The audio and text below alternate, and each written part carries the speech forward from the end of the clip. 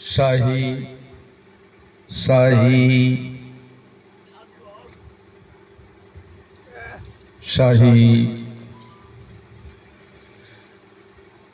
सत्यानंदं परं सुखदं केवलं ज्ञानमूर्तिं द्वन्द्वातीतं गगनसदृशं तत्त्वमस्यादिलक्ष्यं एकं नित्यं विमलमचलं सर्वधी साक्षिभूतं भावातीतं त्रिगुणरहितं सद्गुरुं तं नमामि।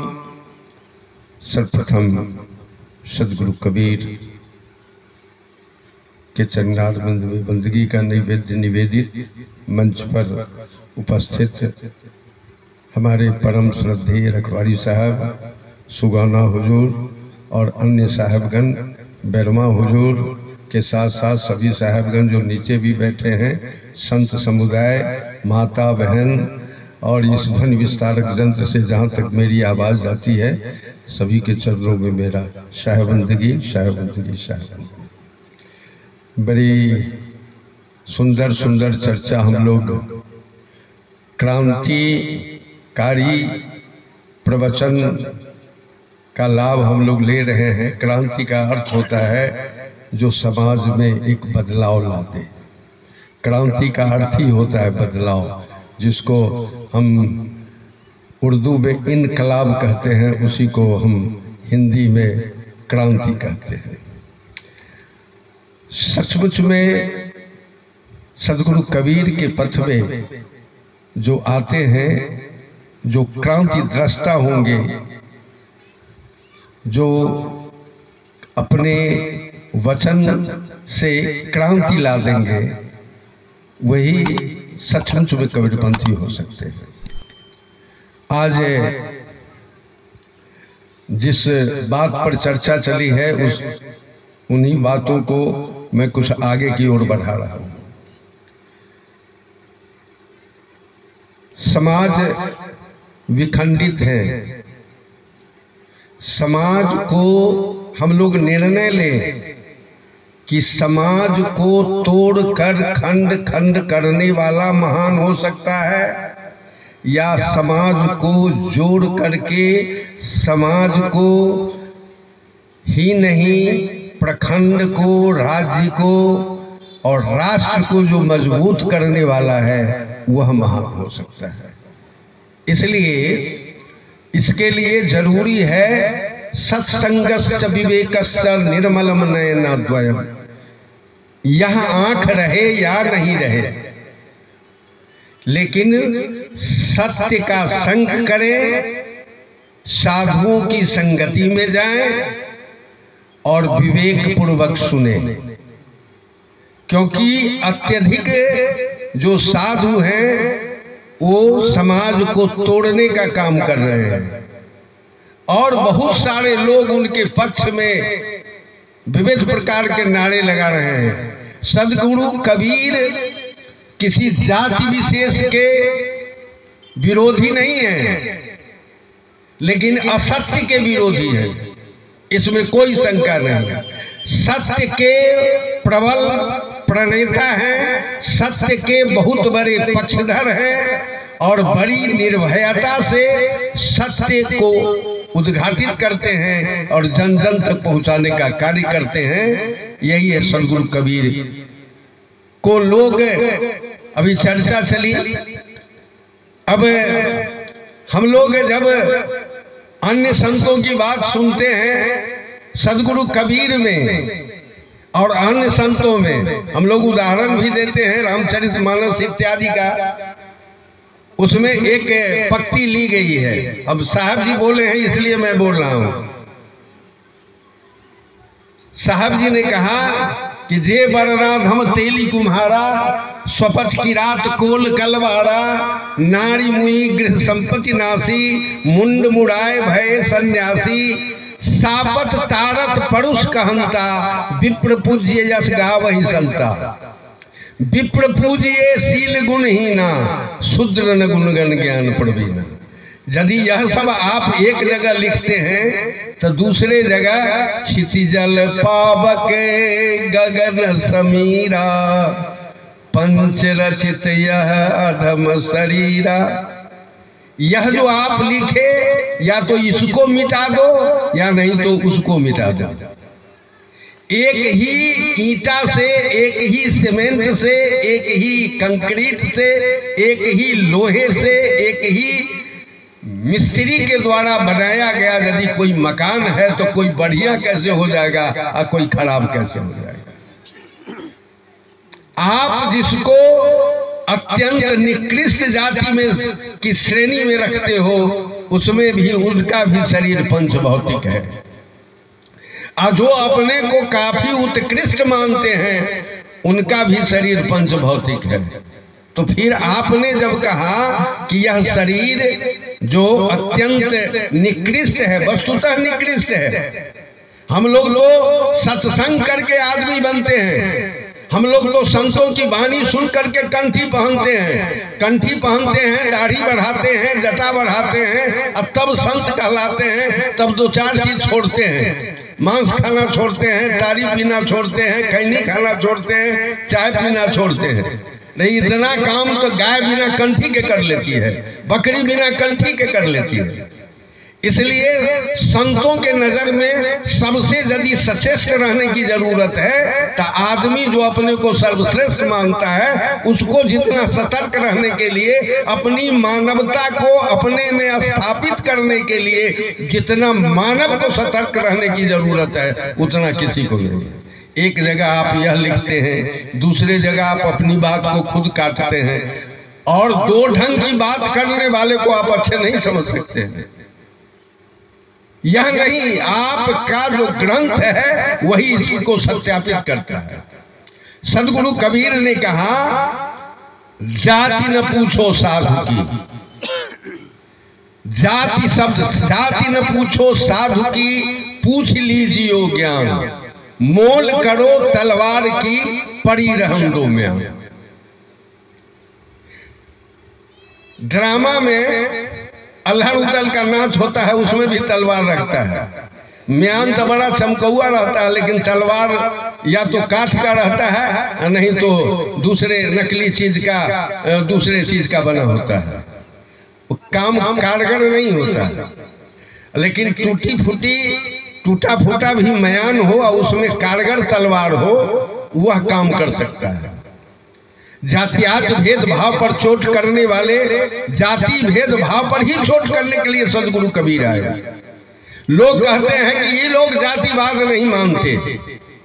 आप ब्रह्मवैवर्त पुराण देख लें, जातो व्यासस्तु कई वर्त्या स्वपक्यास्य पराशर सुक्या सुक कणादाख्यस कथो लुक्या सुतो भवे। हमारा ब्रह्मवैवर्त पुराण कहता है कि व्यास जी मलाहिन के गर्भ से उत्पन्न है। इसको कोई अस्वीकार कर सकता है क्या?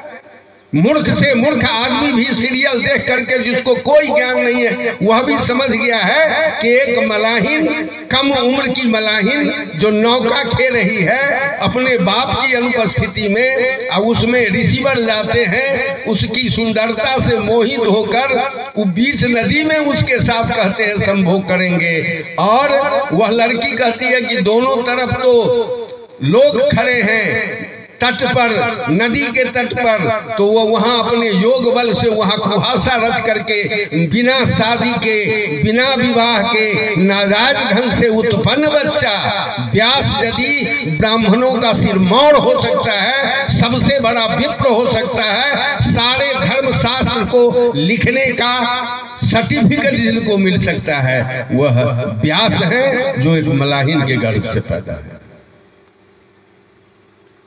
जातो व्यासस्तु कई वर्त्या। लोग कहते हैं, एक बार हमारे गांव में एक आदमी ने कह दिया कि खेत नहीं मालिक होता है, मालिक होता है जो उसमें बीज वपन करता है। उसका बाप ब्राह्मण था तो बाप ही ब्राह्मण नहीं था। जातो व्यासस्तु कई वर्त्या स्वपक्यास्य पराशर। उसके पिता पराशर ऋषि कुत्ते की मांस को रांध करके खाने वाली औरत के गर्भ से पैदा। मैं इसलिए कह रहा हूं, किसी की शिकायत नहीं है, ये लोग कर्म किए हैं, सुंदर कृत्य के द्वारा ये लोग महान बने हैं। आप जन्म से नहीं बन सकते। जात का शब्द होता है, जाति शब्द जो है वो जात शब्द संस्कृत शब्द है जात, और जात का अर्थ होता है जन्म लेना। जन्म लेने एक क्रिया द्वारा एक प्रकार से, एक ढंग से, एक समयावधि में जो उत्पन्न होता है वह एक जाति का है। सारे मानव एक ही कृत्य से पैदा होते हैं, माता पिता के संसर्ग से पैदा होते हैं, सभी गर्भ से आते हैं, सभी 9 महीना कुछ दिनों के बाद जन्म लेते हैं, एक क्रिया द्वारा जन्म लेते हैं, इसलिए एक जाति के हैं। हमारे आर्ष ऋषि ने कहीं नहीं झंझट फैलाया है। झंझट तो व्यापारियों ने फैला दिया है, जिसको फैलाकर लोगों को उल्लू बनाकर अपना व्यापार चलावे बिना पूंजी का। ऐसा व्यापारी आपने देखा नहीं होगा। एक माँ गई थी स्नान करने, पुराने जमाने की बात मैं कह रहा हूँ, सच्ची घटना है। वो गई स्नान करने, कुआं पर स्नान की जल्दी जल्दी, और पूरा भींगा हुआ कपड़ा पहन करके घर चली गई, लेकिन वो अपने कान का जो सोना वहां छोड़ दी थी वो भूल गई। कुआं पर जब तक देखने के लिए याद, पूरा कपड़ा पूरा बदली तब याद आया, तो वहां गई, तब तक दूसरा उठा करके ले गई औरत, या कोई औरतें ले गई थी। यह अपनी सास से कहा कि माँ हमारे कान का तो सोना खो गया। तो कहा बाप रे, सोना खो गया तो बड़का भारी पाप हो गया। सोना खो जाना नरक में जाना है। चलो पंडित जी से इसका उपाय पूछते हैं। पंडित जी के नजदीक गया, कहा कि कितना सोना था? तो 1 भर का था दोनों कान में। तो कहा कि 1.25 भर दान हमको दो, तभी ये पाप कटेगा। देख लीजिए, एक आप पान की गुमटी लगाते हो तो उसमें भी 50,000 कम से कम रुपया आपको पूंजी लगाना पड़ता है। अब देख लीजिए ये 15 मिनट के अंदर में कितना कमा लेता है बिना कोई पूंजी नहीं। 1.25 भर, अभी यदि 1.25 भर का 75,000 रुपये है, आप हिसाब जोड़ लो 1.25 भर। और जो पाई औरत वो कही कि माँ जी, अपनी सास को, माँ जी देखिए न, गए थे स्नान करने, हमको ये कान में का झुमका मिला है। कहा बाप, सोना तो पाना भी बड़ा गड़बड़ है, ये नरक होता है। सोना खोना भी पाप है, सोना पाना भी पाप है। और वो जब जाती है पाप कटाने के लिए तो कहता है ये तो जमे करो, इसका सवैया फिर दान दो। ऐसा व्यापार आपने देखा है? और ऐसे व्यापारी के द्वारा मूर्ख बन जाना, चाहे आप इंजीनियर हो, डॉक्टर हो, वकील हो, जज हो, स्कूल के टीचर हो, कोई भी हो, सारे लोग ठगा रहे हैं। अब विद्वता का अपना सीना तान करके हम वेल क्वालिफाइड हैं, हम यह हैं, हम वह है। आप कुछ नहीं। यदि विवेक नहीं है आपके पास, सोचने की समझदारी नहीं है आपके पास, तो आप कुछ नहीं है। जातो व्यासस्तु कई वर्त्या स्वपक्यास पराशर सुक्या सुक। बड़ा सुंदर कहानी लिख दिया है कि सुखदेव मुनि जो थे वो सुगा से पैदा लिए थे। सुगा से आदमी लेगा?